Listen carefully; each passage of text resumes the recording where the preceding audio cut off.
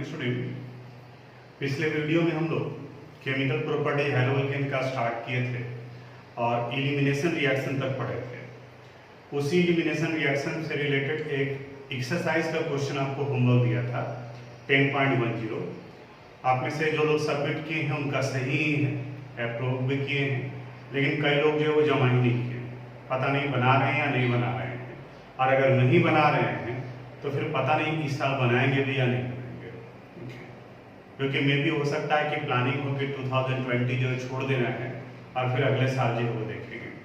Syllabus कम किया है, marking scheme नहीं घटाया है, और अगर इस बार में क्रॉस लग गया तो फिर आप समझ लो कि 2021 की जगह पे अगर 22 में एग्जाम में बैठना पड़ गया तो सिलेबस भी ज़्यादा होगा। इसलिए अगर कुछ गलतफहमी या दिमाग में कुछ बात चल रहा है तो उसको जितना जल्दी हो सके रिमूव कर लीजिए। 12th बोर्ड एग्जामिनेशन है और इसके बावजूद भी अगर आप अच्छे मार्क्स नहीं ला पाए तो भगवान मालिक है आपका, क्योंकि लग नहीं रहा है कि कुछ लोग जो है अटेम्प्ट ले रहे हैं। टेस्ट अपीयर नहीं होना है, असाइनमेंट सबमिट नहीं करना है, और जब आप असाइनमेंट सबमिट नहीं कर रहे हो इसका मतलब ये इंडिकेट करता है कि आप बना नहीं रहे हैं क्वेश्चन, और जब आप अभी भी नहीं बना रहे हैं तब तो फिर मुश्किल ही है आपके लिए। बताते हैं, मे भी अगर कुछ लोगों से नहीं बनाओ। 1 ब्रोमो 1 मिथाइल साइक्लोहेक्सेन, यानी कि फर्स्ट में ये कंपाउंड था 1 ब्रोमो 1 मिथाइल साइक्लोहेक्सेन। इनका स्ट्रक्चर लिखते हैं। थोड़ा सा सिंपल तरीके से बताने के लिए हम इसे इस फॉर्म में लिख रहे हैं, Br, यहां CH3, साइक्लोहेक्सेन है तो बॉन्ड लाइन नोटेशन की बजाय कार्बन और हाइड्रोजन दे रहे हैं ताकि आपको समझ में आए कि हाँ किस तरीके से होगा। हमने बताया था कि फंक्शनल ग्रुप जिस कार्बन एटम से अटैच्ड है that carbon atom is called alpha carbon. तो ये carbon atom alpha carbon atom है और इसके बगल में एक ये बीटा है, ये और ये दोनों आइडेंटिकल है, तो किसी एक को लेकर के चलो, मान लीजिए यहाँ तो ये बीटा है। अब इनका अल्कोहलिक पोटेशियम हाइड्रोक्साइड या अल्कोहलिक सोडियम इथॉक्साइड दोनों में से कोई भी हो सकता है इलिमिनेशन रिएक्शन के लिए। तो अब जब इनका इलिमिनेशन रिएक्शन करा रहे हैं, चूंकि क्वेश्चन में सोडियम इथॉक्साइड दिया है तो C2H5ONa sodium ethoxide in the presence of alcohol तो C2H5OH, क्वेश्चन में इथॉक्साइड इन इथेनॉल तो वो लिख दी। अब अगर यहां से रिमूव करते हैं तो देखो ये कंपाउंड बनता है CH2 CH double bond C और CH3, इधर CH2 CH2 CH2 एक ही। और अगर यहां से रिमूव करते हैं तो उस कंडीशन में बनेगा CH2 CH2 CH2 CH2 CH2, यहाँ C डबल बॉन्ड और ये CH2। अब इन दोनों में मेजर प्रोडक्ट वो होगा ज़ेडसेव रूल के अनुसार से which has more alkyl group. अब देखो नंबर ऑफ अल्काइल ग्रुप कहाँ ज्यादा है।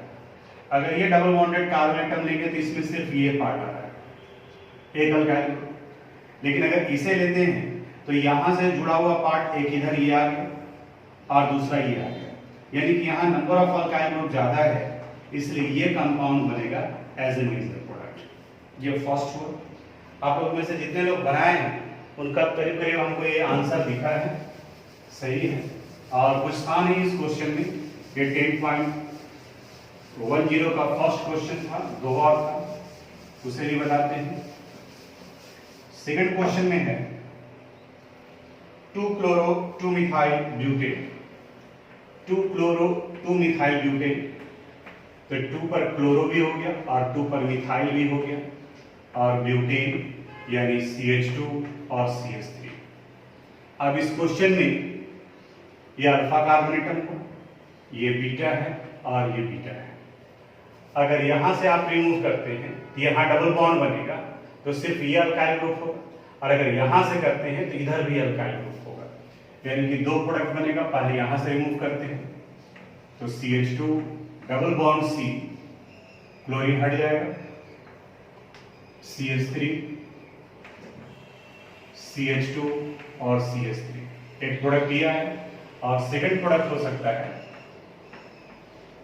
CH3C, अगर हम लोग इस वाले को हटाएं, क्योंकि ये दोनों जो है आइडेंटिकल नेचर का है,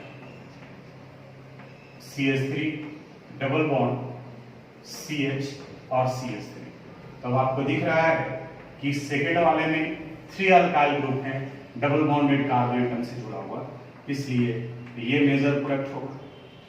जो लोग नहीं बनाए हैं वो इसको नोट कर लीजिएगा, लेकिन सिर्फ नोट करने से काम नहीं चलेगा, वो तो आपके कॉपी में रखा हुआ रहेगा। थर्ड क्वेश्चन था 2,2,3 ट्राइमिथाइल 3-bromopentate, 2,2,3 ट्राइमिथाइल 2,2,3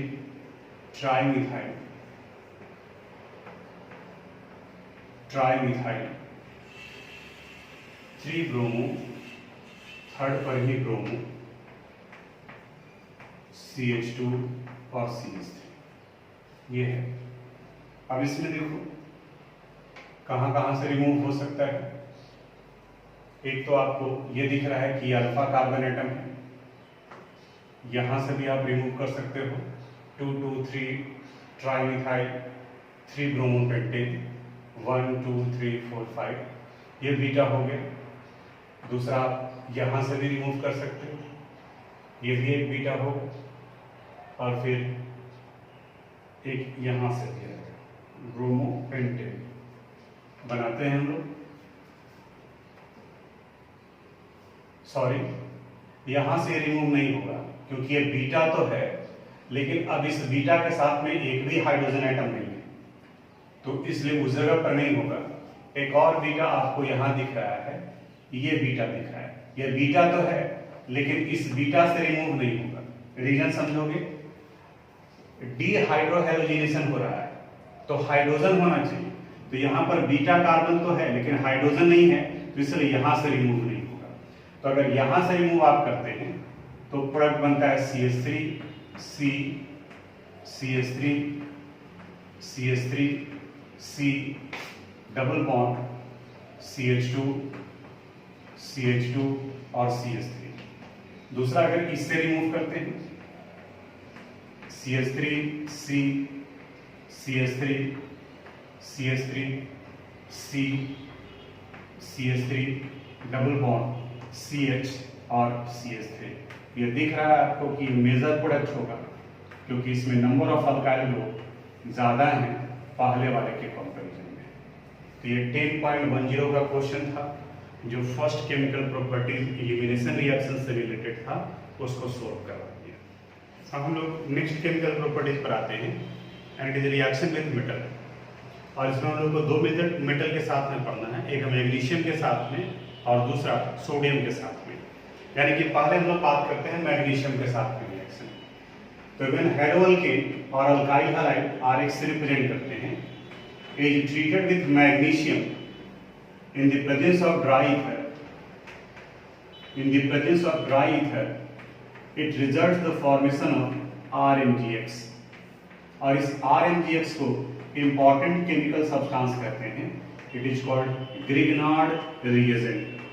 और ये Grignard reagent अब ये स्टार्ट हुआ है इनका प्रिपरेशन, और आगे आप देखते जाओ जिस तरीके से एनिलीन से बना benzene diazonium chloride important aromatic compound का प्रिपरेशन करता है, उसी तरह से ग्रिग्नार्ड रिएजेंट बहुत सारे एलिफैटिक हाइड्रोकार्बन का प्रिपरेशन करता है, यानी कि कई कंपाउंड्स बनाने में, अल्कोहल में, कार्बोक्सिलिक एसिड में आगे आएगा, वहां पर ये इस्तेमाल होगा।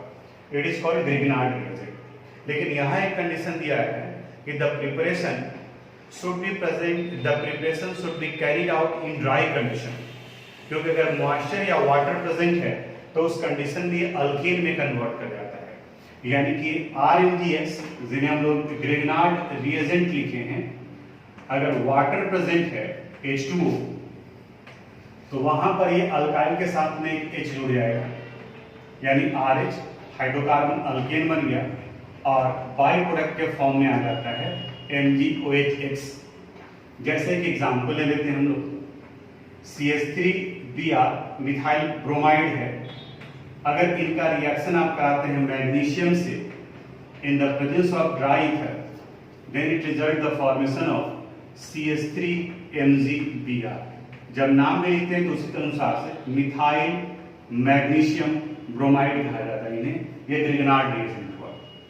और अगर मॉइस्चर रहा, अगर मॉइस्चर नहीं है तो ये बनेगा, और अगर मॉइस्चर रहा तो ये CH3MgBr मॉइस्चर के साथ रिएक्ट कर, वाटर वेपर के साथ रिएक्ट कर हाइड्रोजन एक ऐड कर दे।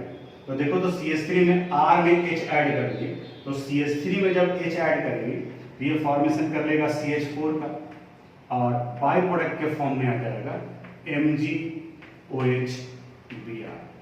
तो आगे जब हम लोग कन्वर्सन पढ़ेंगे तो वहां पर भी यूज हो सकता है। जैसे अगर कोई कंपाउंड दिया हुआ है वो अल्काइल हैलाइड के फॉर्म में है और अल्केन में कन्वर्ट करना है, तो अल्काइल हैलाइड को अल्केन में इस मेथड से कन्वर्ट कर सकते हैं। या तो फिर और थोड़ा सा पीछे चले जाओ, अल्काइल हैलाइड का प्रिपरेशन हम लोग अल्कोहल से पढ़े हैं, तो अगर अल्कोहल को आपको अल्केन में कन्वर्ट करना है तो भी इस मेथड का इस्तेमाल कर सकते हैं। जैसे अगर सपोज आपको दिया हुआ है C2H5OH यानी इथेनॉल है, और इस इथेनॉल को आपको कन्वर्ट करने के लिए कहा गया है C2H6 में, ये कन्वर्सन का एक पार्ट हो गया। तो आप इसमें कन्वर्ट करना है तो आप इस मेथड का इस्तेमाल कर सकते हो। देखो कैसे करेंगे इसके कन्वर्सन को। इस C2H5OH का रिएक्शन सबसे पहले आप करा दो HBr के साथ, HCl भी ले सकते हैं। तो HBr in the presence of concentrated sulphuric acid H2SO4। और जब अल्कोहल का HBr से रिएक्शन कराएंगे तो ये फॉर्मेशन कर लिया C2H5Br। अब इस C2H5Br का रिएक्शन करा दीजिए मैग्नीशियम से in the presence of dry ether, तो यहां बन जाएगा C2H5MgBr। चूंकि एरो पर दे रहे हैं रिएक्टेंट इसलिए बाई प्रोडक्ट लिखने का जरूरत नहीं है। और फिर अब जब इनका रिएक्शन आप H2O से करा देते हैं मॉइस्चर के साथ में, then it result the formation of C2H6। तो इसी को कन्वर्सन कहा जाता है। और कन्वर्सन जैसे जैसे आप रिएक्शन पढ़ते जाओगे वैसे वैसे उसका यूज होने में आता है, यूज करने में आता है। जैसे यहां से यहां तक का ये पार्ट आप प्रिपरेशन में पढ़े, और यहां से लेकर यहां तक का पार्ट अभी आप लोग सीखे हैं यहाँ पर। तो इसीलिए कन्वर्सन को लास्ट में डिस्कस किया जाता है, और जितने सारे आप रिएक्शन पढ़े हैं वो सबको वहां यूटिलाइज करना पड़ेगा। कन्वर्सन याद नहीं किया जा सकता है। आप ऐसे समझ सकते हो कि जैसे आप मैथ्स में क्वेश्चन सोल्व करते हैं तो फार्मूला आप याद रखें, आप किस फार्मूले पर कब पुट करना है ये तो आप क्वेश्चन कितना बनाए हैं इस पर डिपेंड करता है। तो उसी तरह से कन्वर्सन केमिस्ट्री का प्रॉब्लम हो गया, न्यूमेरिकल हो गया, जिसपे आपको पहले जितना रिएक्शन पढ़े हैं उसको एक सिस्टमेटिक तरीके से अरेंज करने आना चाहिए, और वो तुरंत नहीं आता है। हाँ, अब एक बार में जैसे ही ये बताया तो आपके दिमाग में बात आ गया कि अच्छा ठीक है इसको बना लिए तो अल्केन बना लेंगे। तब अगर अल्कीन भी दिया रहेगा तो भी आप ये बना सकते हैं। अल्कीन से भी हम लोग हेलो अल्केन का प्रिपरेशन किए हैं, तो जितना मेथड हेलो अल्केन का पढ़े हैं वो सब का सब यहाँ तक आ सकता है, किसी से भी दिया गया तो, और फिर उसको हम लोग इसमें कन्वर्ट कर लेंगे। तो ये first term chemical property reaction with magnesium.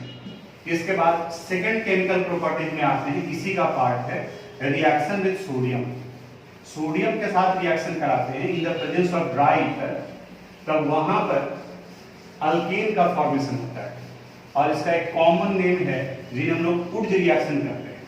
अब जैसे ये नेम आया तो तुरंत आपको दिमाग में आना चाहिए कि अभी तक और कितना पढ़ चुके हैं हम लोग, Sandmeyer reaction, Swarts reaction, Finkelstein reaction, और अब एक और आ गया जिसे उड्ज रिएक्शन कहा जाता है।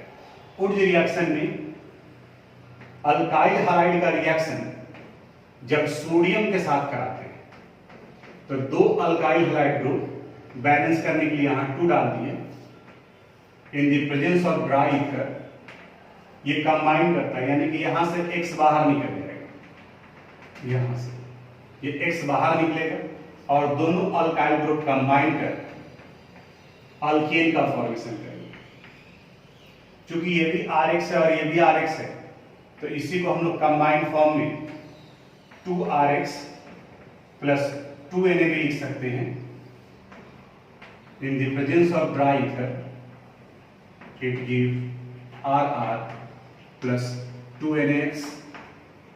जैसे अगर हम लोग 2CH3Cl लेते तो it react with sodium in the presence of dry ether. तो ये चूंकि मिथाइल क्लोराइड था तो ये दोनों मिथाइल ग्रुप एक दूसरे के साथ में कंबाइन कर जाएगा। और इसी को अगर मॉलिक्यूलर फार्मूला के फॉर्म में लिखे तो हम लोग C2H6 भी लिख सकते हैं। और बाई प्रोडक्ट में चूंकि यहाँ क्लोरीन है तो ये फॉर्मेशन कर लेगा 2NaCl का, यानी कि सोडियम क्लोराइड का। अब इस जगह पर एक चीज और ध्यान देना है, अल्काइल ग्रुप का लिंकेज वहां होगा जिस जगह पर हैलोजन है। जैसे अगर ये यहां हम लोग कंपाउंड को लेते हैं CH3 CH Cl CH3, इनका हम लोग सोडियम से रिएक्शन करा रहे हैं, सोडियम से in the presence of dry ether. तो जब सोडियम को एरो में डाल दिए, एरो को ऊपर में डाल दिए, तो यहाँ ये बाई प्रोडक्ट लिखने का झमेला खत्म हो गया। अब करना क्या है आपको, ये जो अल्काइल हैलाइड बना है उसको पहले आप वैसे ही लिखो, CH3 CH CH3 और ये Cl। अब आगे जो प्रोडक्ट बनाना है तो आप इमेजिन करो कि जिस जगह पर हैलोजन है उसी जगह पर आपको मिरर रखना है। ये मेन पॉइंट है, इसको ध्यान रखो। तो यहां पर ये हैलोजन है तो हैलोजन को हटाकर, देखो हैलोजन को हटा दी और इसकी जगह पर आप इमेजिन करो कि ये मिरर रखा हुआ है, यहां पर ये मिरर। तो जब मिरर आप रख दिए तब बाकी आप मिरर इमेज बना सकते हैं। तो मिरर इमेज यहाँ CH CH3 और ये CH3 आ गया। अब ये कौन सा कंपाउंड बना, तो आयुपैक नेम आपको पता है लिखने का। जैसे देखिए अगर इसका आयुपैक नेमिंग करना है हम लोग को तो लॉन्गेस्ट कार्बन चेन सिलेक्ट करते हैं, 1 2 3 और ये 4, ऐसे भी आ सकते थे। तो यहाँ एक ग्रुप बचा हुआ रह गया सेकंड पर और दूसरा ग्रुप बचा हुआ रह गया थर्ड पर। तो इसका आयुपैक नेम हो जाएगा 2,3 डाइमिथाइल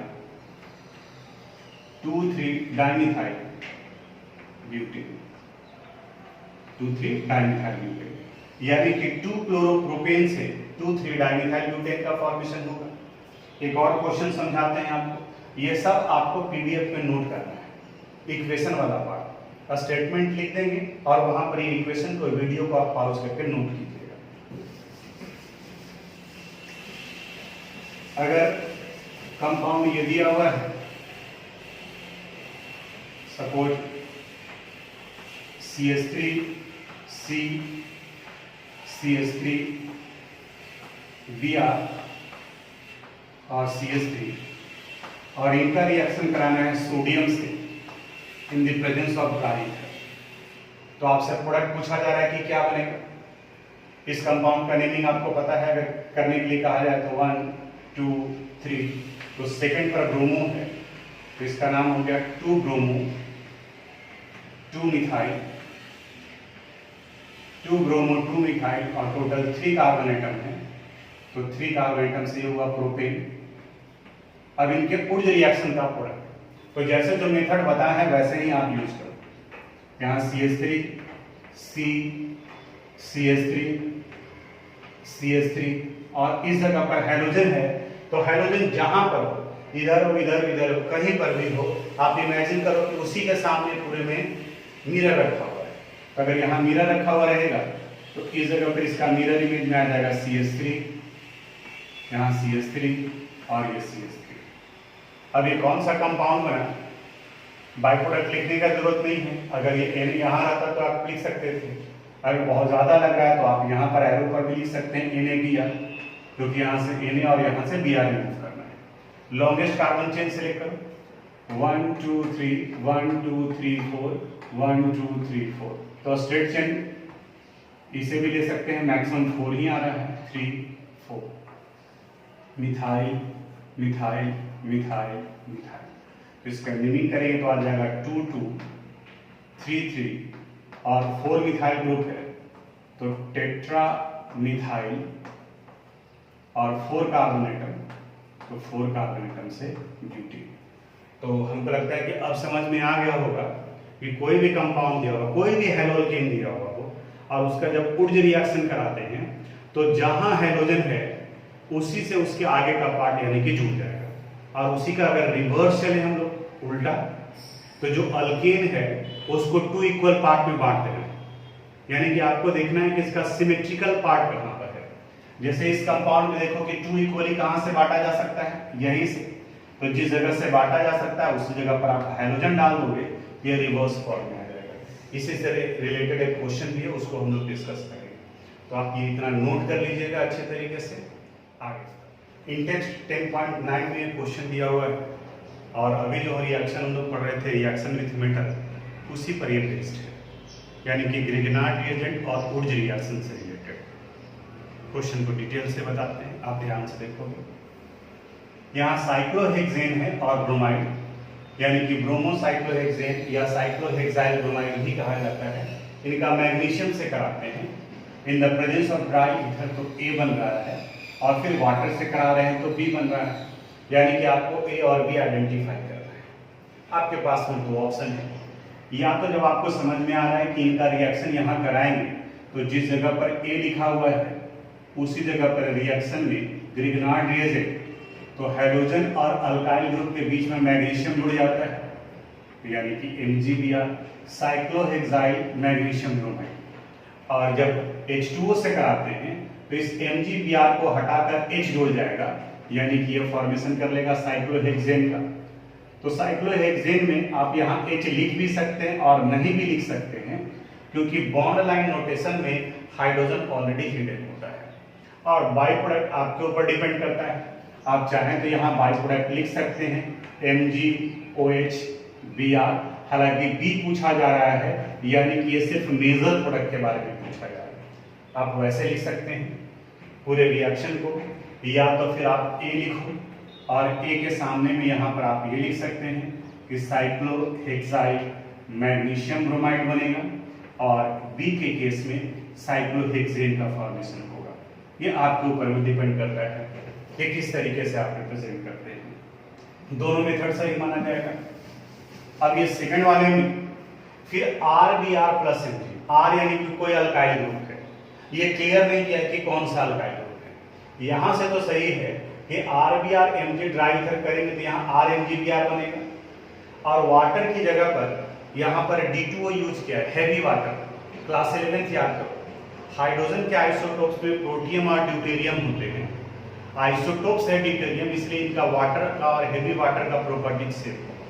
तो जब आप वाटर यूज करते हैं तो हाइड्रोजन अटैच होता है, तो D2O यूज करेंगे तो हाइड्रोजन को हटाकर डी ऐड हो जाएगा।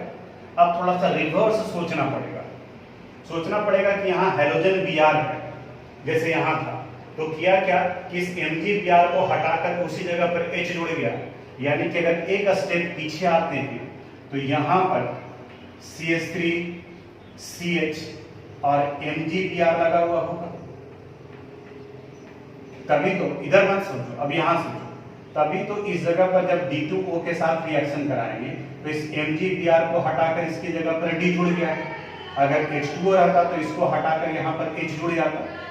अब आप पूछेंगे कि Mg कहां से आया, देखो तो यहाँ रिएक्शन में Mg दिया हुआ है, Br कहां से ऐड कर दिए, तो यहाँ देखो ये Br दिया हुआ है। अब इसी में एक स्टेप और पीछे आए तो हमें R आइडेंटिफाई करना है कि क्या है, तो इस Mg को हटा दो तो बाकी का ये R पता चल गया, यानी कि ये कंपाउंड है CH3 CH Br और CH3, यहाँ ये पूरे की जगह पर। लेकिन अगर सिर्फ आपसे R पूछा जाए तो ध्यान देना, R सिर्फ यही पार्ट है, यही है, तो R की जगह पर हम लोग लिख सकते हैं CH3 CH, यहाँ ऐसे CH3 लिख सकते हो, या इसी को हम लोग ऐसे भी लिख सकते हैं CH3 CH CH3। ये किसकी जगह पर हो गया, R की जगह पर। अगर C पूछा गया है कि C क्या होगा, तो C की जगह पर ये पूरा कंपाउंड आपको लिखना है, तो यहां आप लिख सकते हो CH3 CH MgBr और CH3। और D नहीं पूछा गया, ये D एक्चुअली ड्यूटेरियम को रिप्रेजेंट कर रहा है जो यहाँ पर दिया हुआ है। तो ये आर और सी आप अपनी कॉपी में इसको इस तरीके से सिस्टमेटिक तरीके से लिख लोगे। या तो आप इक्वेशन पूरा लिखिए, ये क्वेश्चन का पार्ट हो गया उस तरीके से, और फिर आप आर और सी लिखिए, क्योंकि आपको मार्क्स इस पर मिलेगा कि आप ये कंपाउंड क्या लिखे। और जल्दीबाजी में स्टूडेंट क्या करता है, आर की जगह पर ये पूरा फार्मूला लिखे, यानी कि यहाँ बी आर हो गया, तब तो गलत हो जाएगा। खुद सोचो ना, ये आर बी आर है, तो यानी कि आपको जब आर पूछा जा रहा है तो ब्रोमीन को हटा करके बताना है आपको, तो इसमें से ब्रोमीन को हटाओगे तो ये कंपाउंड बनेगा, तो ये पार्ट हुआ आपका आर। ये सेकेंड हुआ। एक और क्वेश्चन इसी में इंटेक्स्ट के 10.9 में है, उसको भी एक्सप्लेन करते हैं। वहां पर भी आपको रिवर्स में सोचना होगा इसी तरीके से, जैसे अभी आपको बताएं बॉन्ड लाइन नोटेशन के फॉर्म में दिया हुआ है क्वेश्चन में, और उससे आपको जो है बताना है कि कौन सा प्रोडक्ट बनेगा। ये कंपाउंड है CH3 CH3 CH3 CH3 CH3 CH3, यहां sodium in the presence of dry है, यानी कि ऊर्ज रिएक्शन हुआ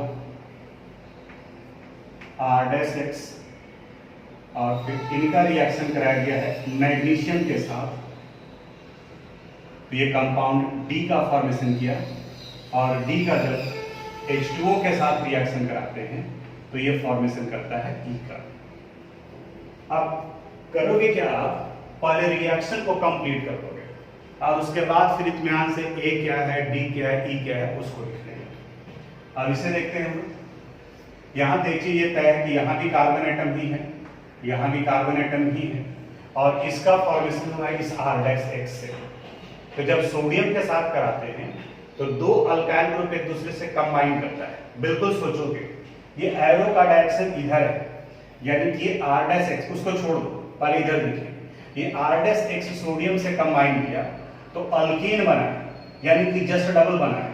तो आपको बताए थे कि दो ग्रुप कंबाइन कर जाते हैं, और वही अगर पीछे अल्काइल हाइड में जाना है तो इसको कट कर दीजिए, यानी कि इसका सिमेट्रिकल पार्ट ये है। देखो तो अगर यहाँ मिरर रखेंगे तो इसका इमेज ये बनेगा, या यहाँ मिरर रखेंगे तो इसका इमेज ये बनेगा, यानी कि R' की जगह पर ये इतना पार्ट ये जुड़ा हुआ है। यानी कि अगर R' लिखना हो तो हम लोग ऐसे लिख सकते हैं CH3, यहाँ कार्बन डाल दो, CH3 CH3, और इस जगह पर X ही रखें, क्योंकि कौन सा हाइड्रोजन ये पता नहीं चल रहा है। तो अभी R-X की जगह पर तो ये पता चल गया। अब जैसे ही ये पता चल गया तो बाकी का रिएक्शन आप लिख सकते हो। अब इसका रिएक्शन कराते हैं मैग्नीशियम से, तो जब मैग्नीशियम से कराएंगे तो यहाँ पर D की जगह पर ये फॉर्मेशन हो जाएगा, यानी इसका रिएक्शन करा दो मैग्नीशियम से, तो Mg दिया तो ये बन जाएगा CH3 C CH3 CH3, और यहाँ MgX, यानी इसकी जगह पर मैग्नीशियम आ गया, तो D की जगह पर आपका ये पूरा कंपाउंड आ गया, यहां से लेकर यहां तक। अब फिर जब इसका H2O से रिएक्शन कराएंगे, H2O से, तो MgX को हटाकर इसकी जगह पर H जुड़ जाएगा, यानी ये कंपाउंड हो गया CH3 C CH3 CH3, और यहाँ पर ये H, यानी कि 2-मिथाइल प्रोपेन बन गया। तो अब आपको यहाँ क्या क्या आइडेंटिफाई करना था, एक आइडेंटिफाई करना था कि R' क्या है, दूसरा D, और तीसरा E। तो आप फाइनली ऐसे लिख सकते हो, R' की जगह पर इस X को छोड़कर बाकी का ये सारा पार्ट, तो यहां लिखेंगे CH3 C CH3 CH3, और ये बॉन्ड छोड़ दिया। अब फिर आपको लिखना था D, तो D कहां बना है, ये R' के बाद में D ये पूरा पार्ट बना है, तो D की जगह पर जब लिखेंगे तो यहाँ लिखना होगा हम लोग को ये पूरा पार्ट, यानी CH3 C CH3 CH3, और यहाँ MgX। जब ये D हो गया, अब इसके बाद पता करना है E यानी कि ये पूरा पार्ट, तो E की जगह पर लिखोगे आप CH3 और यहाँ पर ही H। तो ये फाइनल आंसर हो गया। तो इसको आप थोड़ा सा बनाओगे, क्योंकि जनरली देखते थे हम लोग कि जब ऑफलाइन क्लासेस चल रहे हैं तो उस वक्त में भी एक बार में स्टूडेंट को समझ में नहीं आता था, तो फिर कुछ लोगों को बुला करके बाद में समझाते थे। तो यहाँ तो वीडियो बना हुआ है, तो उसी पार्ट को आप एक्सप्लेन करने का दोबारा जरूरत नहीं, उसको आप फिर से रिपीट करके भी आप देख सकते हो। तो यहाँ इसको अच्छे से आप नोट रखो। हम लोग हैलोकेन के नेक्स्ट केमिकल प्रॉपर्टीज की तरफ बढ़ते हैं। Nucleophilic substitution reaction. Nucleophilic substitution reaction में हैलोकेन का रिएक्शन न्यूक्लियोफाइल के साथ कराते हैं। Nucleophile nucleus loving attacking reagent को कहा जाता है। इट मे बी न्यूट्रल और negatively charge and it has lone pair electron, यानी कि जिनके पास इलेक्ट्रॉन एक्सेस होता है वो न्यूक्लियस की तरफ जाते हैं और उन्हें न्यूक्लियोफाइल कहा जाता है, और जिनके पास इलेक्ट्रॉन का डिफिशियंसी होता है उन्हें इलेक्ट्रोफाइल कहा जाता है, और उसे हम लोग E+ से रिप्रेजेंट करते हैं। तो यहाँ पर न्यूक्लियोफिलिक सब्स्टिट्यूशन रिएक्शन है, यानी कि न्यूक्लियोफाइल के प्रेजेंस में रिएक्शन होगा। अब देखो होगा क्या, जो इसके बॉन्ड के बारे में बात करते हैं, जो कि पहले हम लोग डिस्कस कर चुके हैं। कार्बन और हैलोजन में हैलोजन का इलेक्ट्रोनेगेटिविटी ज्यादा है इन कंपैरिजन टू कार्बन, तो हैलोजन के ऊपर में डेल्टा माइनस आ जाएगा और कार्बन के ऊपर में डेल्टा प्लस आ जाएगा। अब यहां अगर आपसे पूछा जाए कि ये न्यूक्लियोफाइल किस पर अटैक करेगा, हैलोजन पर या कार्बन पर, तो आप देख रहे हो कि न्यूक्लियोफाइल के ऊपर में माइनस चार्ज है, तो निगेटिव हमेशा पॉजिटिव की तरफ में जाता है, तो ये अटैक करेगा कार्बन एटम पर, यानी अल्फा कार्बन एटम से जुड़ेगा, और अगले स्टेप में हैलोजन को हटाकर इसकी जगह पर न्यूक्लियोफाइल जुड़ेंगे और यहां से हैलोजन बाहर निकल जाते हैं। तो हैलोजन को सब्स्टिट्यूट किया गया है न्यूक्लियोफाइल के द्वारा, therefore the reaction is called nucleophilic substitution reaction. अब न्यूक्लियोफिलिक पार्ट मानोगे किसे? वो सारे पार्ट जो नेगेटिवली चार्ज हैं या जिनके पास लोन पेयर इलेक्ट्रॉन है, उसको हम लोग न्यूक्लियोफिलिक पार्ट मानेंगे। जैसे पूछे कि एग्जांपल आप देखोगे तो एनसीईआरटी में पूरा एक टेबुलर फॉर्म में दिया हुआ है, और उसी टेबल से यहाँ रिएक्शन को हम लोग को आगे करना है। जैसे हम लोग फर्स्ट लेकर के चलते हैं NaOH और KOH से, इनके एक्वस सॉल्यूशन हो, सोडियम हाइड्रोक्साइड का एक्वस सॉल्यूशन हो या पोटेशियम हाइड्रोक्साइड का एक्वस सॉल्यूशन हो, इनका रिएक्शन अगर कराते हैं तो NaOH आयोनाइज करता है, जरा सा इसको दिमाग में रखो, NaOH आयोनाइज करता है एज Na+ और प्लस OH माइनस, यानी कि इसका negative part nucleophilic part OH है। तो अगर इनका रिएक्शन आप सपोज CH3Br लेते हैं और इनका रिएक्शन करा दिए NaOH के एक्वस सॉल्यूशन से, तो उस कंडीशन में ये फॉर्मेशन करेगा CH3OH और प्लस यहाँ Na और यहाँ Br, तो ये बन गया NaBr। इस वाले पार्ट को इरेज कर देते हैं आयोनाइजेशन का। उसी तरह से पोटेशियम हाइड्रोक्साइड के एक्वस सॉल्यूशन को लेते हैं C2H5Cl, पोटेशियम हाइड्रोक्साइड का एक्वस सॉल्यूशन है, तो यहां ये फॉर्मेशन करेगा C2H5OH प्लस KCl। अब थोड़ा सा इसको ध्यान से देखोगे, KOH अगर एक्वस फॉर्म में है तो उस जगह पर न्यूक्लियोफिलिक सब्स्टिट्यूशन रिएक्शन होगा, लेकिन अगर अल्कोहलिक पोटेशियम हाइड्रोक्साइड है तो वहां एलिमिनेशन रिएक्शन होगा, और इस वजह से ये प्रोडक्ट जो वो डिफर करेगा। जैसे अगर ये कंपाउंड दिया हुआ है CH3CH2Br, और यहां कंडीशन क्या है जो ध्यान रखना है, अगर दिया हुआ है KOH और अल्कोहलिक हो गया, तो इस कंडीशन में अल्कोहलिक एलिमिनेशन रिएक्शन पढ़ते हैं हम लोग, तो यहाँ Br और यहाँ से हाइड्रोजन निकलेगा, यानी फॉर्मेशन कर लेगा CH2 डबल बॉन्ड CH2। क्योंकि अल्कोहलिक मीडियम में पोटेशियम हाइड्रोक्साइड आयोनाइज नहीं करता है, वहां न्यूक्लियोफिलिक पार्ट नहीं जाएगा, तो वैसे कंडीशंस में ये एलिमिनेशन रिएक्शन करते हैं। और वहीं अगर पोटेशियम हाइड्रोक्साइड का एक्वस सॉल्यूशन लेते हो आप, KOH aqueous, तो यहां पर अल्कोहल का फॉर्मेशन होगा, यानी CH3CH2OH, और बाय प्रोडक्ट यहां पर K और Br KBr का फॉर्मेशन होगा।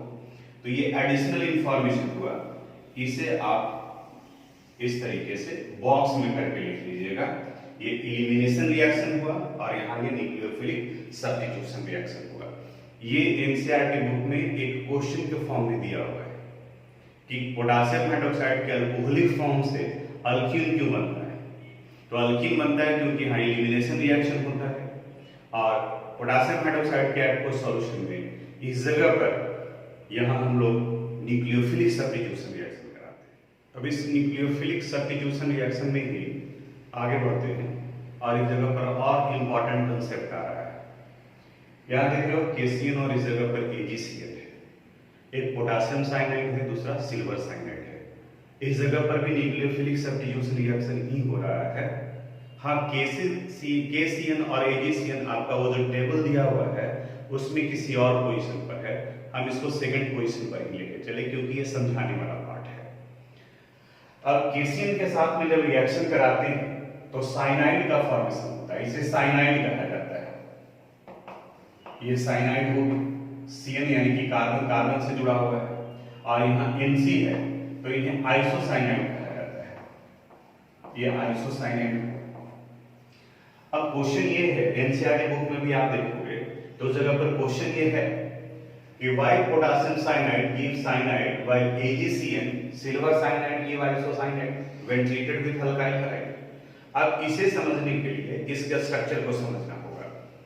KCN का स्ट्रक्चर अगर आप देखेंगे तो KCN में पोटेशियम और कार्बन के बीच में आयोनिक इंटरेक्शन, यानी कि पोटेशियम के ऊपर में पॉजिटिव चार्ज, और साइनाइड का स्ट्रक्चर ये है, नाइट्रोजन के ऊपर में पेयर ऑफ इलेक्ट्रॉन, कार्बन के ऊपर में पेयर ऑफ इलेक्ट्रॉन, और यहाँ निगेटिव चार्ज। निगेटिव चार्ज का मतलब क्या हुआ, इस पोटेशियम ने अपना एक इलेक्ट्रॉन कार्बन को दे रखा है। वहीं अगर सिल्वर साइनाइड को देखते हैं AgCl, तो सिल्वर लेस रिएक्टिव मेटल में आता है। यहाँ सिल्वर और कार्बन के बीच में कोवेलेंट बॉन्ड का फॉर्मेशन होता है, और इसकी वजह से यहाँ लोन पेयर इलेक्ट्रॉन सिर्फ नाइट्रोजन के पास में। बात करें कि अल्काइल हैलाइड पोटेशियम साइनाइड के साथ साइनाइड क्यों बनाता है और सिल्वर साइनाइड के साथ आइसोसाइनाइड क्यों बनाता है, तो हम लोग को KCN और AgCN के स्ट्रक्चर को देखना होगा। KCN में यहाँ पर ये देखो कार्बन और पोटेशियम के बीच में इलेक्ट्रॉन का एक्सचेंज हो रहा है, क्योंकि इलेक्ट्रोपॉजिटिव नेचर का है, हाईली रिएक्टिव मेटल है, तो कार्बन के पास में पेयर ऑफ इलेक्ट्रॉन भी हो गया और निगेटिव चार्ज है। AgCN में सिल्वर और कार्बन के बीच में कोवेलेंट बॉन्ड बना है, ये कोवेलेंट इंटरेक्शन है। अब न्यूक्लियोफिलिक पार्ट वो होगा जहां पेयर ऑफ इलेक्ट्रॉन है। यहां अगर साइनाइड को हम लोग देखें तो कार्बन के पास भी लोन पेयर इलेक्ट्रॉन है और नाइट्रोजन के पास भी लोन पेयर इलेक्ट्रॉन है, यानी कि इनके पास में दो दो न्यूक्लियोफिलिक साइट है, और जहां दो न्यूक्लियोफिलिक साइट होते हों उन्हें हम लोग एम्बिडेंट न्यूक्लियोफाइल या एम्बिडेंटेड न्यूक्लियोफाइल कहते हैं। बिल्कुल कोऑर्डिनेशन कंपाउंड आ गया यहाँ पर भी, वहां पर भी CN था तो CN को हम लोग एम्बिडेंटेड लिगेंड बोले थे। तो जब कोऑर्डिनेशन कंपाउंड हुआ तो वहां पर लिगेंड, और सेम रीजन था कि वो साइनाइड भी बनाता था, आइसोसाइनाइड भी बनाता था। यहां समझ में आ रहा है कि साइनाइड भी हो सकता है, अगर कार्बन से लिंकेज हो गया तो साइनाइड, और नाइट्रोजन से लिंकेज हो गया तो आइसोसाइनाइड। तो the nucleophile which has two nucleophilic site, जिनके पास में दो न्यूक्लियोफिलिक साइट हों उन्हें एम्बिडेंटेड न्यूक्लियोफाइल या एम्बिडेंट न्यूक्लियोफाइल कहा जाता है।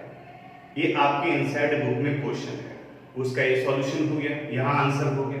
अब जुड़ेगा कौन, जब अल्काइल हैलाइड के साथ हम लोग रिएक्शन कराते हैं तो यहाँ कार्बन के साथ में अगर नाइट्रोजन जुड़ेगा तो आइसोसाइनाइड। लेकिन यहाँ एक बात और होता है कि जब सिमेट्रिकल नेचर हो तो उनके बीच में इंटरेक्शन ज्यादा होता है।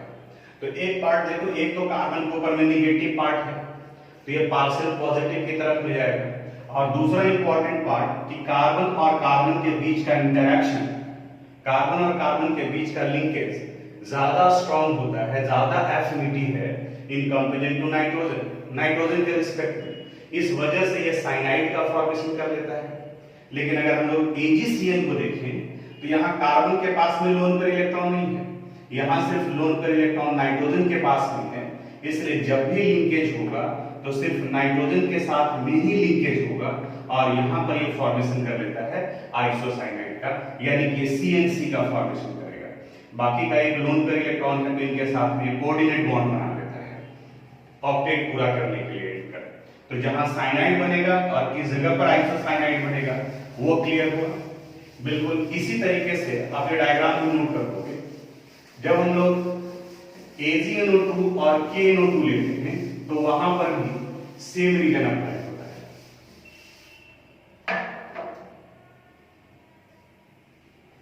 D के केस में अगर हम लोग KNO2 के साथ रिएक्शन कराते हैं, KNO2 यानी कि अगर CH3Br का रिएक्शन KNO2 के साथ कराया गया तो अल्काइल नाइट्राइड बनाता है, यानी CH3ON, और अगर इनका रिएक्शन AgNO2 के साथ कराते हैं तो CH3Br के साथ रिएक्शन कर AgNO2 ये नाइट्रोअल्केन का फॉर्मेशन करता है, CH3NO2, यहां पर भी सेम रीजन आता है। अगर हम लोग KNO2 के स्ट्रक्चर को देखें तो KNO2 का स्ट्रक्चर ऐसे होता है, यहाँ K plus oxygen nitrogen double bond oxygen. इस जगह पर इनके पास में पेयर ऑफ इलेक्ट्रॉन और माइनस चार्ज, यहाँ इस नाइट्रोजन के पास में भी लोन पर इलेक्ट्रॉन होगा, इस ऑक्सीजन के पास भी होगा, लेकिन यहाँ चूंकि डबल बॉन्ड बना है तो इसलिए इस ऑक्सीजन से लिंकेज नहीं होगा। वहीं अगर AgNO2 को देखें तो AgNO2 के केस में इस तरीके का बॉन्डिंग होता है, सिल्वर ऑक्सीजन नाइट्रोजन और ये डबल बॉन्ड ऑक्सीजन। तो अब यहां देख लो आप, इस जगह पर ऑक्सीजन भी है और नाइट्रोजन भी है, दोनों के पास में लोन पर इलेक्ट्रॉन है, लेकिन इसके ऊपर में नेगेटिव चार्ज है, इसलिए प्रेफरेंस यहां पर आएगा। तो जब इनका रिएक्शन कराते हैं हम लोग तो यहाँ कार्बन के साथ में ये पार्ट जुड़ता है, यानी ON डबल बॉन्ड O, और इस जगह पर चूंकि नाइट्रोजन के पास में ही सिर्फ लोन पर इलेक्ट्रॉन है तो इनके साथ जब रिएक्शन कराते हैं तो वहां नाइट्रोअल्केन का फॉर्मेशन होता है, यानी NO का फॉर्मेशन होगा। इसके साथ में यहाँ नाइट्रेट ग्रुप इस जगह पर है तो ये NO2 का फॉर्मेशन करेगा। अब इनके साथ में ये कोऑर्डिनेट बॉन्ड भी बना सकते हैं NO2 के साथ में, तो ये भी NO2 ये ग्रुप भी जैसे साइनाइड एम्बिडेंटेड न्यूक्लियोफाइल के एग्जाम्पल में आते हैं, उसी तरह से NO2 भी एम्बिडेंटेड न्यूक्लियोफाइल के एग्जाम्पल में आता है। तो ये दोनों बहुत इंपॉर्टेंट है। फिर से आप वीडियो को रिपीट करोगे, इससे रिलेटेड क्वेश्चन दिया हुआ है, उसे भी आप जरूर देखिए। आगे कुछ और न्यूक्लियोफिलिक सब्स्टिट्यूशन का है, उसको भी टेबलर फॉर्म को हम इक्वेशन में कन्वर्ट कर देते हैं। जैसे R' R कोई भी हाइड्रोकार्बन का पार्ट हो सकता है, इसमें आप सैचुरेटेड भी जोड़ सकते हो, अनसैचुरेटेड पार्ट भी जोड़ सकते हो। यहाँ इसका रिएक्शन भी क्या बताता है, व्हेन अल्काइल हैलाइड का रिएक्शन R' M से कराते हैं, M मेटल को रिप्रेजेंट करता है, तो न्यूक्लियोफिलिक सब्स्टिट्यूशन रिएक्शन में इस X को हटाएंगे, ये M के साथ कंबाइन करेगा, ये R' और प्लस MX का फॉर्मेशन करेगा। अब ये अल्केन भी हो सकता है और अल्कीन भी हो सकता है, और कन्वर्सन में ये यूज होगा। इसी चैप्टर में जब कन्वर्सन एक जगह बताएंगे जहां जनरल कंडीशन में नहीं समझ में आता है कि कैसे बनेगा, तो इस कंसेप्ट का यूज कर सकते हैं। जैसे बताते हैं आपको, अगर मान लिया कि आप CH3Cl लेते हैं और इनका रिएक्शन आपने करा दिया CH3Na के साथ में, तो यहां से Cl और यहां से Na हटाकर बाकी का पार्ट जुड़ जाएगा, तो ये बन गया CH3 और प्लस NaCl। अब कोई जरूरी तो नहीं कि हम यहाँ CH3, अगर C2H5Na लेते हैं तो इसकी जगह पर C2H5 जुड़ जाएगा। अगर कोई अनसैचुरेटेड सिस्टम ले लेते हैं, जैसे अगर CH3Br और इनका रिएक्शन हमने करा दिया CH3CH डबल बॉन्ड CH और ये Na के साथ में, या ट्रिपल बॉन्ड डाल, एक क्वेश्चन भी है ब्यूटाइन बनाना है, तो CH2 C ट्रिपल बॉन्ड